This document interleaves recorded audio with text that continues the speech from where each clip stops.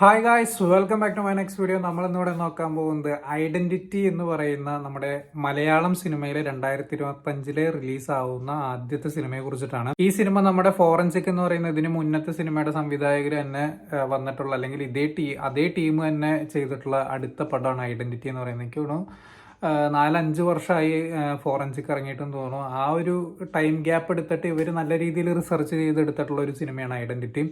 പക്ഷേ ടോട്ടാലിറ്റി എടുക്കുന്ന സമയത്ത് വൻ മൂഞ്ചലായിരുന്നു. മൂഞ്ചൽ എന്നൊക്കെ പറഞ്ഞാൽ മൂഞ്ചിച്ചാറാട്ട് എന്ന് വേണം പറയാൻ. അത് നിങ്ങൾക്ക് പടം കാണുന്ന സമയത്ത് മനസ്സിലാവും. കാരണം അത് ഞാൻ പറയുന്നില്ല, പോകെ പോകെ നിങ്ങൾക്ക് കുറേശ്ശായിട്ട് ഞാൻ പറഞ്ഞുതരാം. പടത്തിൻ്റെ പോസിറ്റീവ് സൈഡ് എനിക്ക് തോന്നിയിട്ടുള്ളത് ടെക്നിക്കലി ബ്രില്യൻ്റ് ആയിട്ടുള്ള സൗണ്ടഡ് ആയിട്ടുള്ള ഒരു സിനിമയാണ് ഐഡന്റിറ്റി എന്ന് പറയുന്നത്. കാരണം ജെയ്ക്സ് ബിജോയാണ് ഇതിൻ്റെ മ്യൂസീഷ്യൻ. ഞാൻ പറയേണ്ട ആവശ്യമൊന്നുമില്ല. എസ്പെഷ്യലി ഇപ്പോഴത്തെയും പോലെ തന്നെ അങ്ങേര് തന്നെയാണ് ഈ ഒരു സിനിമയുടെ നട്ടല് എന്ന് പറയുന്നത്. അതുപോലെ തന്നെ ടൊവിനോ എന്ന് പറയുന്ന ആ ഒരു വ്യക്തി, അയാൾ ആ ഒരു ക്യാരക്ടർ പിടിക്കാൻ നോക്കിയിട്ടുള്ള ആ ഒരു എഫേർട്ട് എടുത്ത് പറയേണ്ട തന്നെയാണ്. ആ ഒരു കണ്ടിന്യൂറ്റി മിസ്സാവാതെ അങ്ങേര് പിടിച്ചിട്ടുണ്ട്. ഇതിനപ്പുറത്തേക്ക് പിന്നെ ക്ലൈമാക്സ് പോർഷൻ ഇവർ ഓടി നടന്ന് പ്രൊമോട്ട് ചെയ്തിട്ടുണ്ടായിരുന്ന ആ പ്ലെയിനകത്തെ ഫൈറ്റ് സീക്വൻസ്, അത് അത്യാവശ്യം നല്ല രീതിയിൽ വലിയ കുഴപ്പമില്ലാണ്ട് ചെയ്തിട്ടുണ്ട്. അത് പിടിച്ചിരിക്കുന്ന വിധം, അതായത് സിനിമോട്ടോഗ്രാഫി നല്ല രസമായിട്ട് വന്നിട്ടുണ്ട് ആ ഒരു ആക്ഷൻ സീക്വൻസിനകത്ത്. ഇതിനപ്പുറത്തേക്കൊന്നും വേറെ പ്രത്യേകിച്ച് പോസിറ്റീവ് എനിക്ക് പറയാനില്ല. പിന്നെയും എടുത്തു പറയാനുള്ള ഒരു സാധനം കൂടി എന്താണെന്ന് വെച്ചാൽ പടത്തിന്റെ ഫസ്റ്റ് ഹാഫ് കിണ്ണം സാധനമായിരുന്നു. ഫസ്റ്റ് ഹാഫ് ഇന്റർവെല്ലൊക്കെ എത്തിയ സമയത്ത് ഉമ്മേൻ പോളി സാധനം, ഇനി എന്തൊക്കെയോ വരാൻ കിടക്കുന്നുണ്ട്, ഇതിനപ്പുറത്തേക്ക് എന്തൊക്കെയോ ഉണ്ട് എന്നുള്ളൊരു സാധനം തോന്നിക്കും. പിന്നെ എടുത്തു പറയേണ്ടതാണ് പെർഫോമൻസ് എന്ന് പറയുന്നത്. പെർഫോമൻസിൽ എനിക്ക് ഒരുപാട് കാലത്തിന് ശേഷം ഷമ്മി തിലകന് അത്യാവശ്യം നല്ലൊരു കിടു റോള് കിട്ടിയതായിട്ട് എനിക്ക് തോന്നി. തൃഷേനെയൊക്കെ കൊണ്ടുവന്നിട്ട് പ്രത്യേകിച്ചൊന്നും ചെയ്യാനൊന്നുമില്ല. തൃഷ എന്ന് പറയുന്ന നടി അഭിനയിച്ചിട്ട് ഈ ഒരു സിനിമ തോളിലേറ്റേണ്ട സിറ്റുവേഷൻ അങ്ങനത്തെ ഒന്നുമില്ല. ഇതിപ്പോൾ വേറെ ഏത് നടി വന്ന് അഭിനയിച്ചു കഴിഞ്ഞാലും ഇതാക്കാവുന്ന കാര്യമൊക്കെ ഉള്ളൂ. ഇതിപ്പോൾ ബിഗ് ക്യാൻവാസിന് വേണ്ടിയിട്ട് തൃഷ മലയാളത്തിൽ വന്ന് അഭിനയിച്ചു എന്ന് പറയാൻ വേണ്ടിയിട്ട് വന്ന ഒരു റോള് പോലെയാണ് എനിക്ക് പേഴ്സണലി തോന്നിയിട്ടുള്ളൂ. അതിനപ്പുറത്തേക്ക് വേറെ ഒന്നുമില്ല. പിന്നെ മികച്ച പെർഫോമൻസ് എന്ന് പറയാനായിട്ട് പ്രത്യേകിച്ച് അങ്ങനെയും തോന്നിയില്ല. അജു വർഗീസിന്റെ ക്യാരക്ടർ നല്ലതായിരുന്നു. പക്ഷെ ചില സീക്വൻസിനകത്ത് വരുന്ന സമയത്ത് അങ്ങേരുടെ മീശയ്ക്ക് എന്തോ പറ്റി, എന്താണ് അവർ കാണിച്ചതെന്ന് എനിക്ക് മനസ്സിലായില്ല. ബ്ലറി ആണോ അതോ മറ്റേ പിക്സാർട്ടിലൊക്കെ റിമൂവ് ചെയ്യുന്ന പോലെ, മറ്റേ റബ്ബർ വെച്ച് റിമൂവ് ചെയ്ത പോലെ, കോളാക്കിയ പോലെ, അത് നമുക്ക് പെട്ടെന്ന് ഫീൽ ചെയ്യും. ചില സീക്വൻസിന് നല്ല രസമായിട്ടും വന്നിട്ടുണ്ട്. അതെന്തുകൊണ്ടാണെന്ന് അറിയില്ല. അത് എഡിറ്റിംഗ് മിസ്റ്റേക്ക് എന്നൊക്കെ വേണമെങ്കിൽ പറയാവുന്ന ഒരു സംഭവമാണ്. ഇനി ഇതിന്റെ പോരായ്മകൾക്ക് വരുന്ന സമയത്ത് ഇതിന്റെ സ്റ്റോറി ലൈനൊക്കെ അത്യാവശ്യം നല്ല രീതിക്ക് ഉള്ള സ്റ്റോറി ലൈൻ തന്നെ. ഫോറൻസിക് ഒക്കെ പോലെ തന്നെ നല്ലൊരു ഗുഡ് തീം കാര്യങ്ങളൊക്കെ ഉണ്ട്. പക്ഷെ ഇതിന് പറ്റിയിട്ടുള്ള ആദ്യത്തെ അബദ്ധം എന്ന് പറഞ്ഞു കഴിഞ്ഞാൽ ഇതൊരു ലിമിറ്റഡ് ക്യാരക്ടേഴ്സ് ഉള്ള ഒരു സിനിമയാണ്. അത് ട്രെയിലറിൽ തന്നെ വ്യക്തമാണ് ഈ ഒരു സിനിമ എന്താണ് സംസാരിക്കാൻ പോകുന്നത്, അല്ലെങ്കിൽ എന്തൊക്കെ ഉൾപ്പെടുത്തി. ഇതിന്റെ മെയിൻ സംഭവങ്ങളൊക്കെ ഈ ട്രെയിലറിൽ ഉൾപ്പെടുത്തിയിട്ടുണ്ട് വരും. അപ്പോൾ ആൾക്കാർ എക്സ്പെക്ട് ചെയ്യും ഇനി വരാൻ പോകുന്നത് എന്താണെന്നുള്ള കാര്യമൊക്കെ ആൾക്കാർ എക്സ്പെക്ട് ചെയ്യും. അതൊക്കെ തന്നെയുള്ളൂ ഈ ഒരു സിനിമയ്ക്കകത്ത്. പിന്നെ എന്താണെന്ന് വെച്ച് കഴിഞ്ഞാൽ ഫസ്റ്റ് ഹാഫ് ഒരു പടം, സെക്കൻഡ് ഹാഫ് വേറൊരു പടം പോലെയൊക്കെയാണ് എനിക്ക് പേഴ്സണലി തോന്നിയത്. കാരണം എന്താണെന്ന് വെച്ച് കഴിഞ്ഞാൽ ഒരു കണ്ടിന്യൂറ്റി ഇല്ലാത്തൊരു സെക്കൻഡ് ഹാഫ്. അത് വേറൊരു ടെംപ്ലേറ്റിലേക്കൊക്കെ പോയി പടം എന്ന് പറഞ്ഞു കഴിഞ്ഞാൽ ഒരു ഓപ്പറേഷൻ പരിപാടിയിലേക്കൊക്കെ നീങ്ങി. ഞാൻ ഇത് വിചാരിച്ചു ഫസ്റ്റ് ഹാഫ് ഒരു ഫാമിലി മാനായിട്ട് നിന്നിട്ട് സെക്കൻഡ് ഹാഫ് വരുന്ന സമയത്ത് ഇനി മോഹൻലാലിന്റെ കാണ്ടഹാർ എങ്ങാനാണ് സിനിമ എന്നൊക്കെ വിചാരിച്ചു. വേറെ ടെംപ്ലേറ്റിലേക്കൊക്കെ മാറിപ്പോയി പടം. അത് വല്ലാത്തൊരു പോരായ്മയായിട്ട് തോന്നി. പക്ഷെ ഇവർ കുറെ റിസർച്ച് ചെയ്തിട്ടുണ്ട് ഈ ഒരു സിനിമയ്ക്ക് വേണ്ടി. റൈറ്റേഴ്സ് കം ഡയറക്ടേഴ്സ് ആണ്. ഇവർ ഒരുപാട് റിസർച്ച് ചെയ്തിട്ടുണ്ട് ഈ ഒരു സിനിമയ്ക്ക് വേണ്ടിയിട്ട്. അത് ഇല്ലാന്ന് ഞാൻ പറയില്ല.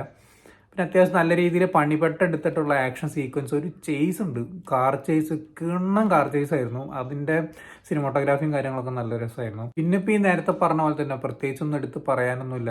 നിങ്ങൾക്കിപ്പോൾ ട്വിസ്റ്റുകളുടെ പെരുമഴയായിരിക്കും ഈ ഒരു സിനിമ എന്ന് പറയുന്നത്. തുടക്കം മുതൽ തന്നെ എന്തോ ഒരു മിസ്റ്റീരിയസ് കാര്യം സംഭവിക്കാൻ പോകുന്നു എന്നത് മുതൽക്ക് അവിടുന്ന് ചറപറ ട്വിസ്റ്റുകളാണ്. ട്വിസ്റ്റ് നിങ്ങൾ ഇപ്പോൾ വേണമെന്ന് വിചാരിക്കുന്ന സമയത്ത് അവരൊരു ട്വിസ്റ്റ് കൊണ്ടുവന്ന് വയ്ക്കും. ഇനിയിപ്പോൾ നിങ്ങൾക്ക് വേണ്ടാന്നുണ്ടെങ്കിലും അവരൊരു ട്വിസ്റ്റ് കൊണ്ടുവന്ന് വെച്ചിട്ട് ഇത് നിങ്ങൾ കണ്ടോളണം എന്ന് പറഞ്ഞു വയ്ക്കുന്ന പോലത്തെ കുറേ ട്വിസ്റ്റും പരിപാടികളൊക്കെ ചറപറ ട്വിസ്റ്റ്. ഫോറൻസിക് എന്ന് പറയുന്ന പടത്തിനും അതൊരു നെഗറ്റീവായിട്ട് എനിക്ക് ഫീൽ ചെയ്തിട്ടുണ്ടായിരുന്നു.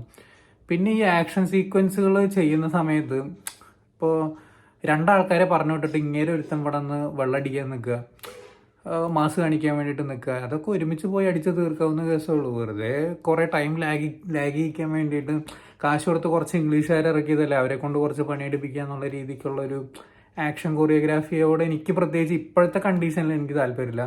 ഒരുപാട് കാലം മുമ്പൊക്കെ നമ്മൾ മലയാള സിനിമയ്ക്കകത്ത് മാസ് കാണിക്കാൻ വേണ്ടിയിട്ട് കാണിച്ചിരുന്നൊരു സംഭവം. തലവൻ ആദ്യം കുറേ ആൾക്കാരെ അങ്ങോട്ട് പറഞ്ഞു വിടും. ഏറ്റവും ലാസ്റ്റ് അവന്മാർ തല്ലുകൊണ്ട് വീഴുന്ന സമയത്ത് ആ തലവൻ അങ്ങോട്ട് പോയിട്ട് തല്ലേറ്റ് മേടിച്ച് മരിക്കും.